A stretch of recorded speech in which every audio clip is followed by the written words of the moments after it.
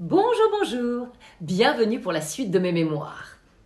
Enfin, Marie-Louise, qu'est-ce que vous faites là? Mais non, mais Archibald n'a aucune envie de vous voir. Écoutez, il faut vous faire une raison. Ça fait 30 ans qu'il vous a quitté pour moi. Et après une nuit encore. Mais non, de toute façon, ça n'aurait jamais pu marcher. Il me dit qu'au lit, vous faisiez l'étoile de mer. Alors, qu'est-ce que vous comptez faire maintenant? L'hippocampe? Allez vous trouver un poissonnier et fichez-nous la paix.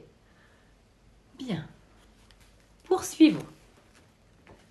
Nous avons fait la connaissance la dernière fois de mes grands-parents, Roch, le gamin sorti de l'assistance publique, et Épiphanie, la fille d'aristocrates désargentés et originaux.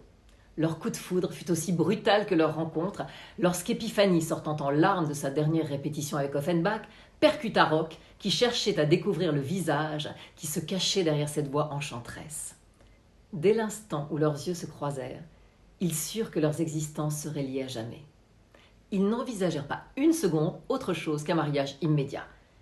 Hélas, les parents d'Épiphanie étaient plus coulants sur le sexe, sans jeu de mots déplacé, que sur les fréquentations de leur fille unique. Et ce jeune homme dont les origines étaient totalement inconnues leur inspirait une grande méfiance. Mais Roch, en plus de sa force de caractère, était non seulement intelligent, mais en plus très malin. Ce gamin de 20 ans, depuis son enfance, avait aiguisé au plus haut point son sens de l'observation dans tous les petits emplois qu'il exerçait pour survivre. Quand il était livreur pour une blanchisserie, il remarquait l'épuisement des blanchisseuses à laver et surtout à essorer le linge dans l'eau de la Seine. Lorsqu'il faisait la plonge dans un restaurant, il réfléchissait sur le moyen de laver un plus grand nombre d'assiettes en un temps plus court.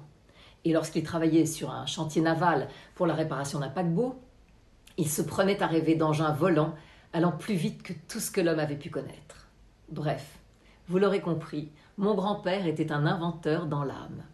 Au moment de sa rencontre avec Épiphanie, il avait déjà noté dans un carnet toutes sortes d'inventions, soit destinées à perfectionner des appareils déjà existants, soit totalement nouvelles et révolutionnaires, dans le domaine de l'industrie ou encore dans celui qu'on nommerait quelques décennies plus tard l'électroménager.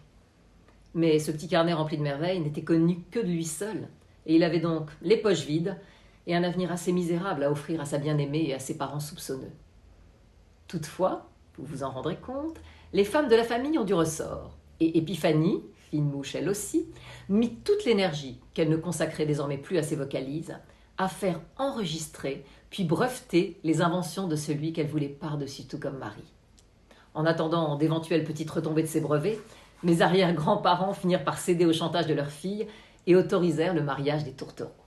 Cependant, n'ayant eux-mêmes que de quoi louer un petit appartement parisien, ils ne purent aider le jeune ménage. Et c'est avec les payes cumulées de tous les petits métiers qu'il exerçait que mon grand-père Roch put acheter dans la campagne normande un bout de terrain un peu marécageux dont personne ne voulait et qui, pour les amoureux, ressemblait au paradis. Il bâtit lui-même, avec quelques amis, une petite chaumière, très rudimentaire d'extérieur, mais déjà avec ce qu'on pourrait appeler tout le confort moderne, puisqu'il testait toutes ses inventions dans son propre foyer. Au bout des 9 mois réglementaires, s'annonça la venue au monde d'une petite créature hors du commun qui allait bouleverser leur vie. Ah, voilà déjà Archibald qui m'appelle. Il est très en forme en ce moment, hein, et je dois dire que, sans aller jusqu'à me plaindre, il m'épuise un tantinet. J'arrive. C'est un bouc, c'est un lion, c'est un taureau, que dis-je un taureau? C'est un rhinocéros. Voilà. À très vite pour la suite de mes aventures. Au revoir.